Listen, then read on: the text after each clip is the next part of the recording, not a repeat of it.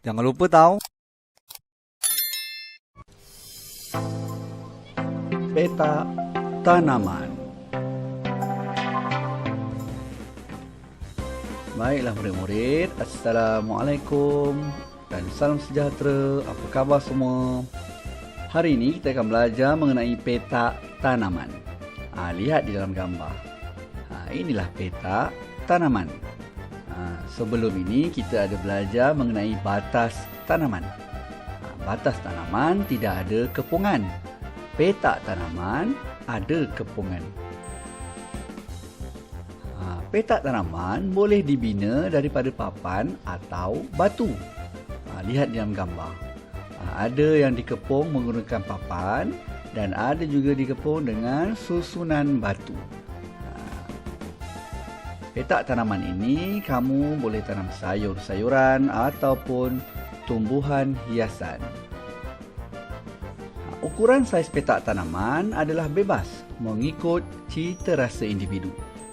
Maknanya kamu boleh buat apa sahaja saiz peta tanaman mengikut kehendak ataupun kesukaan kamu. Tetapi pastikan saiz peta tanaman itu tidak terlalu lebar, kerana ia akan menyukarkan untuk proses penjagaan. Yalah, kalau terlalu lebar, bagaimana kamu nak uruskan bahagian yang di tengah-tengah petak tanaman tersebut?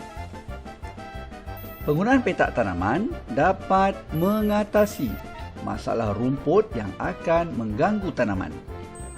Biasanya kalau kita buat batas, rumput akan mudah menjalar, mengganggu batas tanaman kita.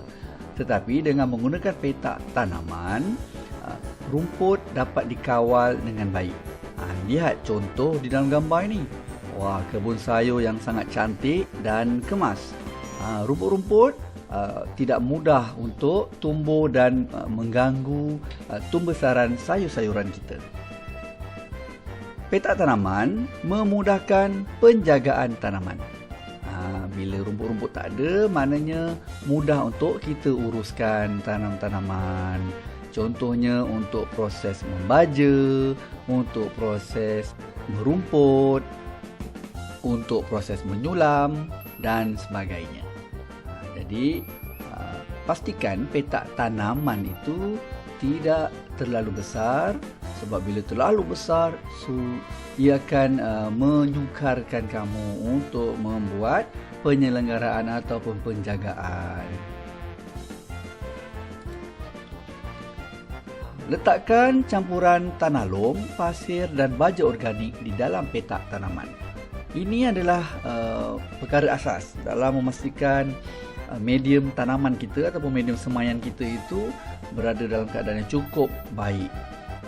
Kita perlu campurkan tanah lom, pasir dan baja organik supaya tanaman kita nanti mendapat nutrien yang secukupnya. Kita tidak boleh bergantung semata-mata terhadap tanah di kawasan kebun kita tu. Sebab kemungkinan tanah tu tidak subur ataupun terlalu banyak batu-batu. Jadi kita perlu campurkan bahan-bahan untuk membuat medium semaian. Cikgu harap kamu masih ingat lagi bagaimana hendak membuat medium semaian. Jadi murid-murid, kamu telah belajar mengenai petak tanaman. Petak tanaman berbeza dengan batas tanaman. Petak tanaman ada kepungan dan kamu boleh buat apa sahaja bentuk, apa sahaja saiz mengikut cita rasa kamu. Cikgu harap kamu boleh cuba membuat petak tanaman kamu sendiri di kawasan rumah kamu. Tidak terlalu besar pun tak apa. Buat kecil-kecil mengikut kemampuan kamu untuk menjaga tanaman itu nanti. Murid-murid, cikgu ada sediakan lembaran kerja untuk kamu. Pastikan kamu membuat lembaran kerja tersebut ya. Jumpa lagi. Bye.